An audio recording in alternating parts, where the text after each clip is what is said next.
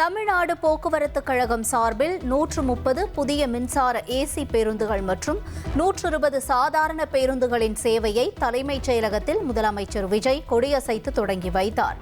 சென்னையில் 130 புதிய தாழ்தள குளிர்சாதன பேருந்துகளை 7 பணிமனைகளிலிருந்து இயக்க திட்டமிடப்பட்டுள்ளது.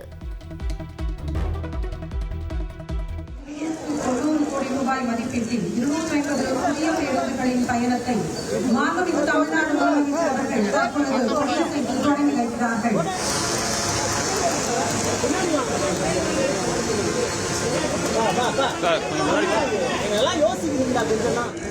மாண்புமிகு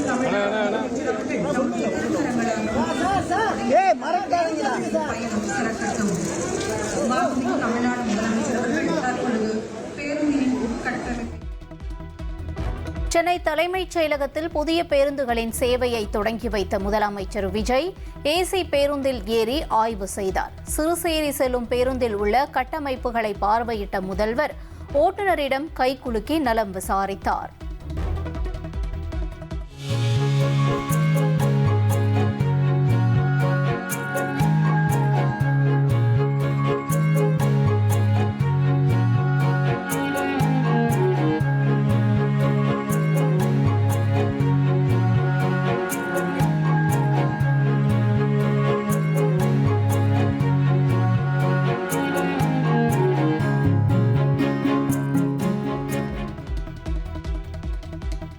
பரந்தூர் விமான நிலைய திட்டம் கைவிடப்பட்டதற்காக அந்த சுற்றுவட்டாரத்தைச் சேர்ந்த 20 கிராம விவசாயிகள் முதலமைச்சர் விஜயை நேரில் சந்தித்து நன்றி தெரிவித்தனர். தலைமைச் செயலகத்தில் நடைபெற்ற சந்திப்பில் முதல்வருக்கு பச்சை துண்டு அணிவித்த விவசாயிகள் நெற்கதிரையும் பரிசாக வழங்கினர்.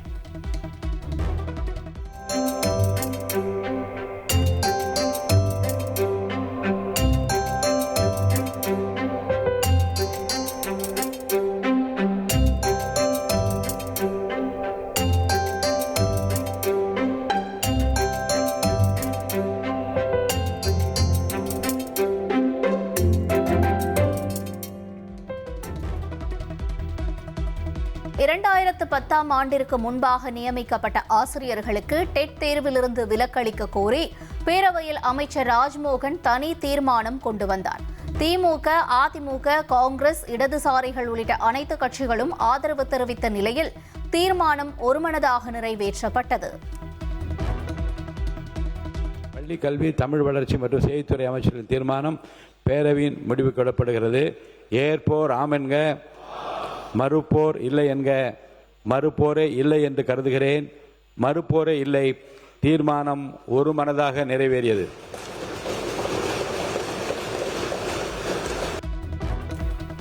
முதல் 20 வருடங்கள் வரை பணியாற்றிக் கொண்டிருக்கும் ஆசிரியர்களை தகுதி தேர்வு எழுதச் சொல்வது அவர்களின் வாழ்வாதாரத்தை பாதிப்படைய செய்யும் என்று அமைச்சர் ராஜ்மோகன் தெரிவித்தார்.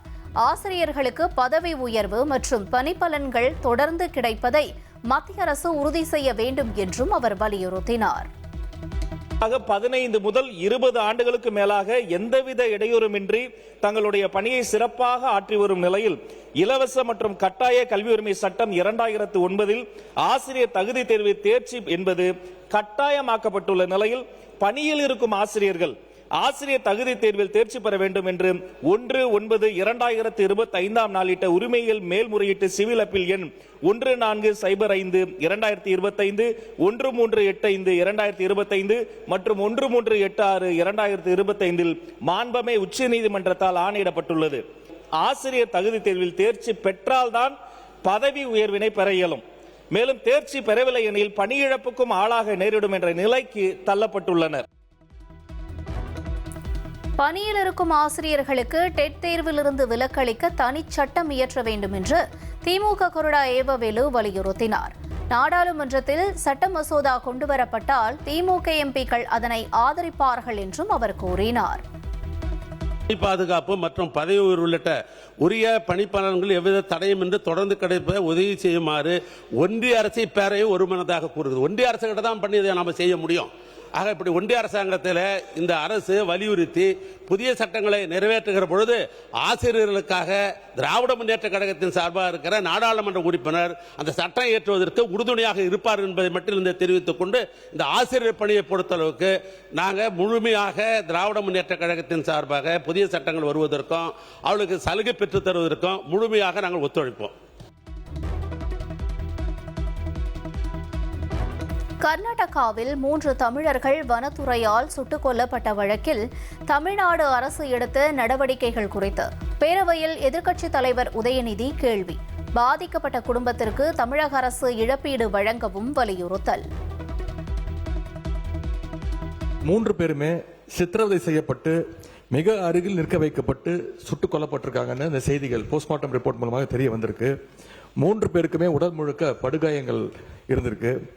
விலா எறும்பு முறிக்கப்பட்டு இருக்கு அப்படின்னு போஸ்ட்மார்ட்டம் ரிப்போர்ட் தெளிவாக சொல்லுது. எனவே இது முழுக்க முழுக்க ஒரு படுகொலை. இந்த படுகொலைக்கு எதிராக இந்த ஆட்சி என்ன நடவடிக்கை எடுத்திருக்கு என்பதை தெரிய விரும்புகின்றேன். 3 தமிழர்களுடைய மரணத்திற்கு நீதி கிடைக்க தமிழ்நாடு அரசு முழு முயற்சிகள் எடுக்க வேண்டும், துணை நிற்க வேண்டும். அவங்க குடும்பத்திற்கு தேவையான நிதி உதவியும் சட்ட உதவியும் அரசு செய்ய வேண்டும் என்று உங்களோட கவனத்துக்கு கொண்டு